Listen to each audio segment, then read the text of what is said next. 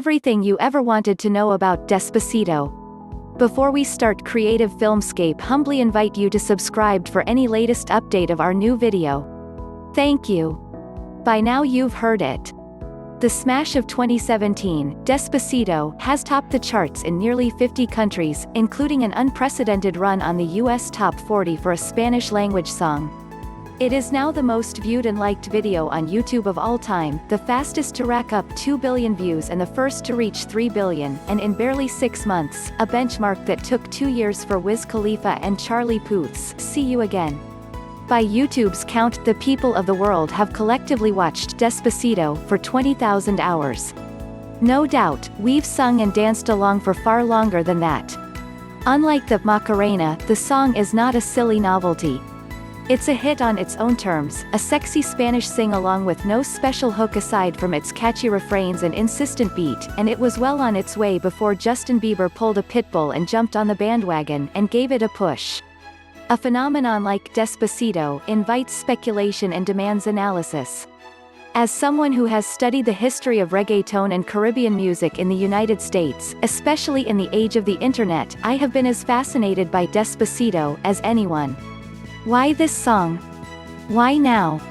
While I don't believe in any single magic explanation for the remarkable resonance of Despacito, there are a few crucial factors that are worth our attention if we're curious about this momentous occasion in American and global popular music. The first is relatively straightforward but not to be neglected. Simply put, it's a good pop song, combining decades of songwriting experience, a weaponized chord progression, inspired performances by seasoned professionals, and access to an international music industry. The second factor helps to explain why Despacito was able to break out of the Latin pop realm and into the Anglophone and the global. Audiences had been primed to receive a pop reggaeton song in the midst of an ongoing and unabated vogue for tropical sounds. While either of these two factors could have applied to previous historical moments in pop, the third is the one that most clearly locates Despacito in the early 21st century, in short, YouTube.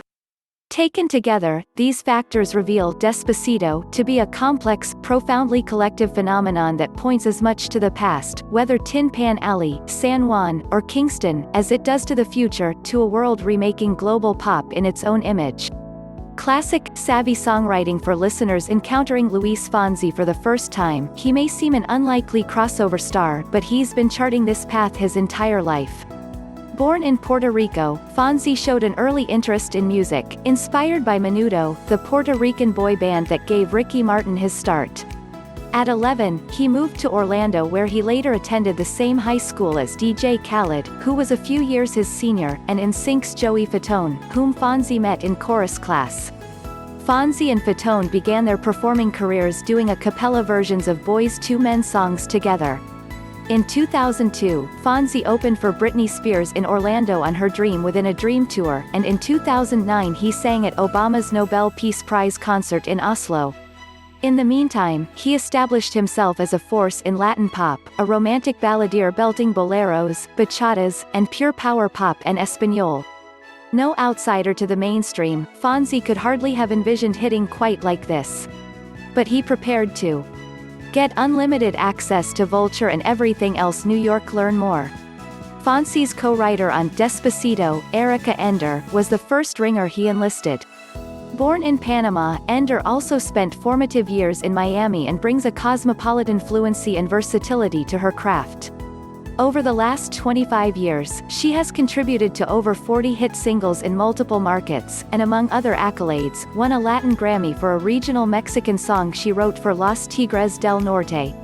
Together with Fonsi and his guitar, they penned a song that is sensual but not easily objectionable, and deeply catchy, a semi-salacious song stacked with hooks, taking a page from recent pop songs with their pre-choruses and multiple refrains. That said, Despacito takes its time getting to the first chorus, even adding an extra beat and a half before it drops, as if to riff on the central premise of the lyrics, "Let's go slowly, so we can last all night." But despite no lack of innuendo, Despacito avoids the direct portrayals of sex for which reggaeton is known, even while deploying its bedrock rhythm. One might hear Despacito as a successful bourgeoisification of the genre, making reggaeton even easier for middle-class masses to consume, not unlike what Juan Luis Guerra did for bachata in the 1990s.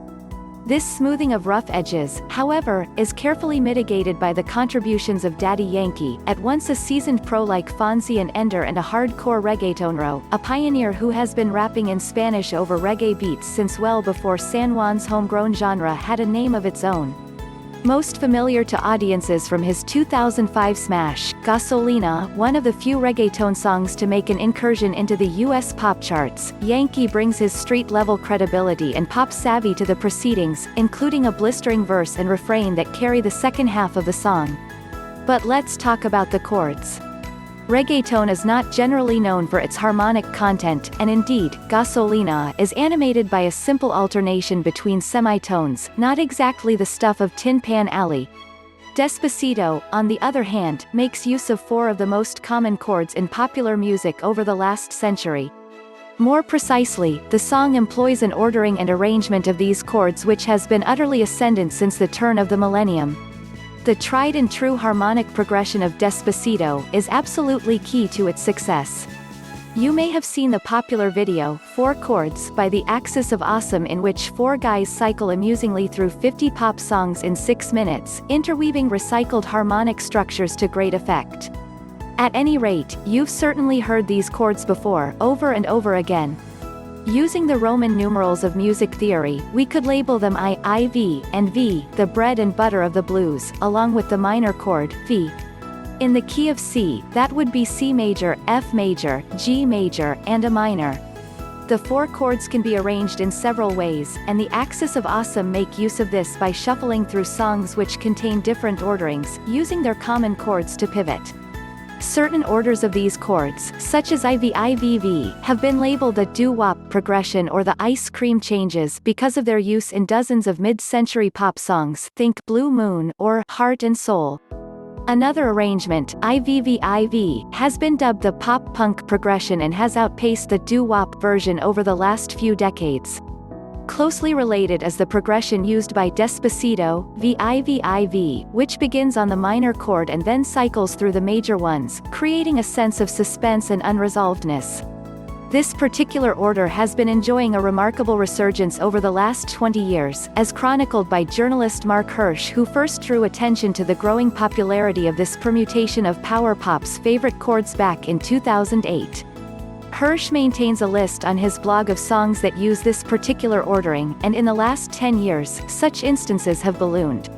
While dozens of hits employ this chord progression, there are 2 distinct branches of those that do: songs that change chords every 2 beats, Roxette's Listen to Your Heart, Joan Osborne's One of Us, Beyoncé's If I Were a Boy, and songs that change every 4 beats or every full measure. Despacito shares the latter form, 1 bar for each chord, a pacing that builds and resolves an epic sense of tension. The song shares this arrangement with some of the biggest hits in pop, whether rock, rap, EDM, in the last 30 years: Smashing Pumpkins' Disarm, 1993, The Cranberries' Zombie, 1994, Avril Lavigne's Complicated, 2002, OneRepublic's Apologize, 2006, Akon's Beautiful, 2008, Lady Gaga's Poker Face, 2008, Eminem's Not Afraid, and Love the Way You Lie, 2010, Tiesto's Red Lights, 2013. These 4 chords would have been a canny choice for Despacito, for this reason alone, tapping musical memory even in a foreign language, but the resonance of these chords extends beyond the world of pop music. As music theorist Scott Murphy has pointed out, the VIVIV chord progression, and this particular 1 bar per chord instantiation, has become conspicuously common in scores for films and, even more frequently, for trailers. Murphy traces this trend to Hans Zimmer's mainstreaming of pop progressions, especially the VIVIV, as a heroic signifier, in such scores as Days of Thunder, 1990, and most influentially, Gladiator, 2000, which film scholars identify with the return of the epic film. Since then, the VIVIV has propelled such scores as Chicken Run, Pirates of the Caribbean, Chronicles of Narnia, Sunshine, Cloudy with a Chance of Meatballs, The Avengers, Iron Man 3, and many more. It appears even more frequently in trailers, even when the chords are not part of the film's score, instantly dramatizing the heroic premises of such films as X-Men Origins, Wolverine, Star Trek, Into Darkness, Unbroken, even the Venus and Serena documentary. While they have not garnered as much attention as the beat, lyrics, or vocal performances in Despacito, these 4 chords, and their remarkable contemporary resonance, are clearly one of the song's biggest, subtlest hooks. All of these elements, the lyrics, the chords, the performances, and the production, combine to make Despacito a runaway hit in the Spanish-speaking world, and on global platforms like YouTube and iTunes, well before a fateful night in April when Justin Bieber heard it at a club in Bogotá and decided he'd like to hop aboard. By that time, indeed, even by the end of January, the song had already shot to no. 1 in a dozen countries and was outcompeting Bruno Mars on iTunes. It remains telling that while the Bieber remix has been garnering most of the airplay in the US and has given a serious boost to the song's popularity, it is the original video featuring Fonsi and Daddy Yankee that has racked up 3 billion views. Bieber's version, posted to his Vivo, has only 500 million. Tropical pop as platform. While Despacito has clearly already become a platform in its own regard, for Bieber and for countless versions proliferating on YouTube, including a delightful Indian classical take, the current vogue for tropical sounds in pop music provided a crucial platform for Fonsi and his all-stars. Ironically, a spate of recent pop hits using the same Afro-Caribbean rhythm that underpins Despacito helped to make Fonsi's song familiar and legible to Anglophone audiences. The tropical turn in pop, so far best exploited by acts from the US and the UK, has thus potentially opened the door to artists hailing from the actual places where reggae, reggaeton, and other modern Afro-diasporic dance music have been developed. With the exception of Rihanna, who grew up in Barbados, and perhaps Drake, who hails from the Caribbean city of Toronto, most of the artists who have stormed the charts deploying forms developed in Jamaica and Puerto Rico have been conspicuous outsiders to those music cultures. Justin Bieber's 2015 hit Sorry, now over 2.7 billion views, seduces with an electronic beat that Skrillex would never have imagined without reggaeton and its EDM cousin, Moombahton.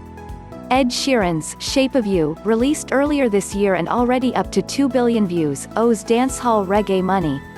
Ariana Grande's Side to Side 2016, 1 billion views, sounds an awful lot like it was built atop a subtle rearrangement of Junior Reid's One Blood. The list goes on and on. 2 earlier songs offer an even closer template for the remarkable success of Despacito. Don Omar's Danza Kuduro 2010, 1 billion views, is the biggest hit by a reggaetonero besides Gasolina and Despacito. It offers an up-tempo take on reggaeton rhythms via the Angolan genre Kuduro, and it is, notably, propelled by a VIVIV chord progression that gives it the same romantic lift as Fonsi's Smash. But perhaps the most clear precedent for an undercover reggaeton song becoming a massive hit is Shakira's Hips Don't Lie 2005, a totally ubiquitous song in its day and one of the best-selling singles of the 21st century. Listeners may not hear the song as reggaeton at all, but not only was it produced during reggaeton's previous pop heyday, producer Wyclef Jean endowed it with a powerful loop, the very same sample that underpins most reggaeton songs. What drives Despacito is an irresistible beat that most Puerto Ricans would call dembow, a rhythmic pattern deeply woven across Afro-diasporic time and space but first and most influentially modernized, made electronic, by Jamaican producers in the 1980s.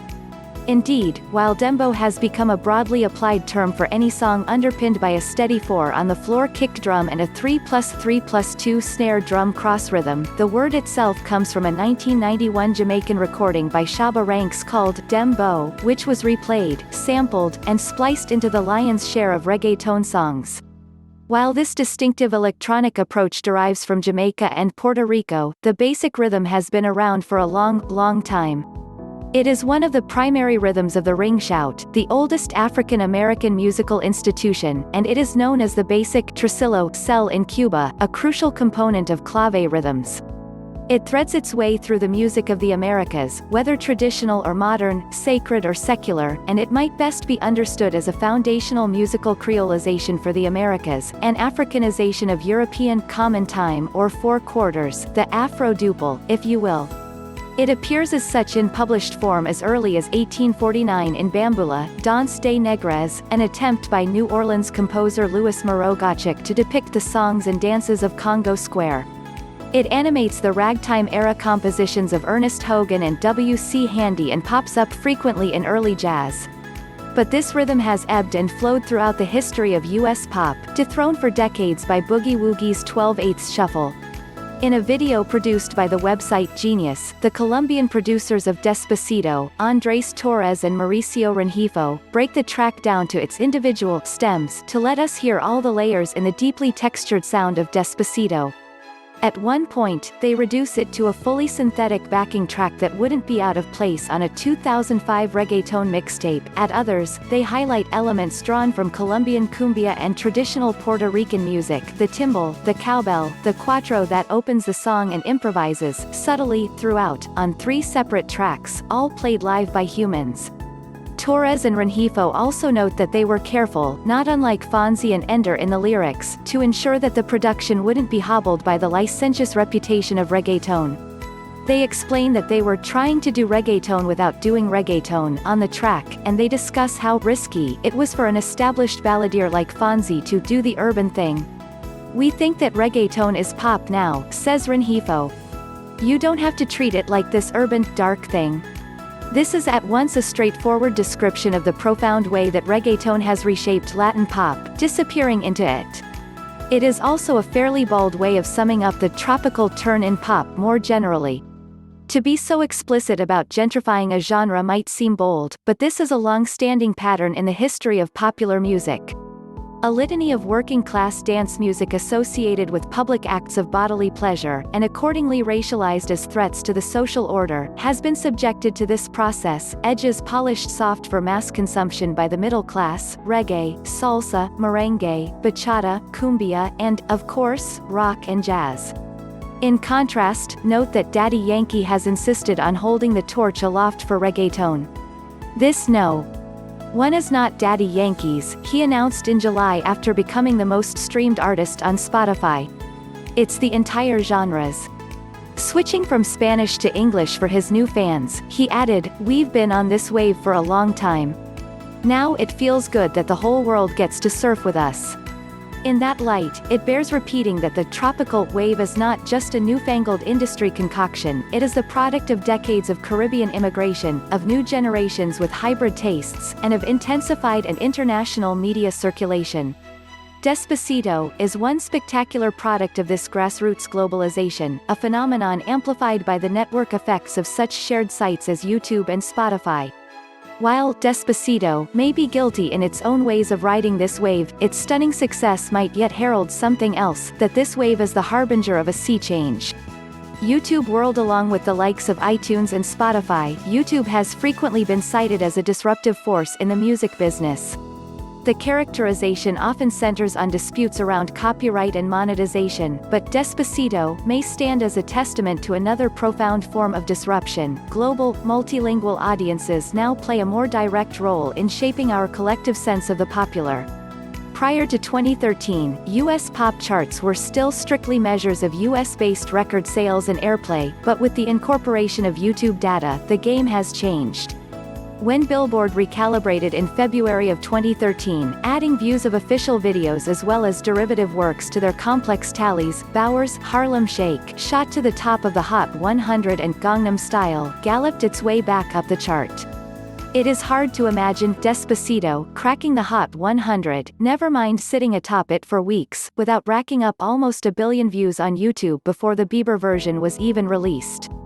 While a glance at the top 50 most viewed videos of all time reveals a dogged dominance by Anglophone pop stars like Bieber, Katy Perry, and Adele, there are some strong showings from Spanish-language acts such as Enrique Iglesias. Bailando holds the number No. 8 spot with 2.3 billion views, Shakira at No. 24 with one of her Spanish songs, J Balvin at No. 35, and Nicky Jam at No. 45. Nearly all of them are pop songs running miles in reggaeton's shoes, or just straight up reggaeton. And, of course, there's Despacito, at No. 1. YouTube views permit a new kind of participation in the making of popular music, and the rest of the world now has a vote. We have yet to grasp the implications of this shift, but one result is that we've spent the first half of 2017 singing along in Spanish and winding our waists to an Afro-Caribbean beat. In a moment of resurgent isolationism and xenophobia, there is something reassuring about a popular vote that elevates our unofficial second language to no. One for most of Trump's tenure to date. For his part, Luis Fonsi seems to think the implications could be profound. It says a lot about where Latin music is nowadays and where our culture is. "We're breaking barriers down," he told an interviewer in May, adding, "I think that's the biggest win out of all of this." Could Despacito be both part and parcel, effect and cause, of a true shift in popular culture? Only time will tell whether this is but another flash in the pan, Latin boom, or the beginning of a new world musical order. Students of Latin pop, especially reggaeton, should know better than to assume popular success is tantamount to a kind of demographic and cultural arrival. Whether or not the barriers falling include barriers to participation for less favorably positioned artists than Fonsi and company is perhaps the most crucial question of all. I just heard J Balvin played in the middle of the day on my local hip-hop, R&B station, so a Despacito effect may be underway. If more of us, everywhere, are able to participate in the collective making of public culture, there's no reason that the world as we know it couldn't change radically, and maybe not all that slowly. Wayne Marshall is an ethnomusicologist who teaches music history at Berklee College of Music. He is the co-editor of Reggaeton, Duke University Press, 2009.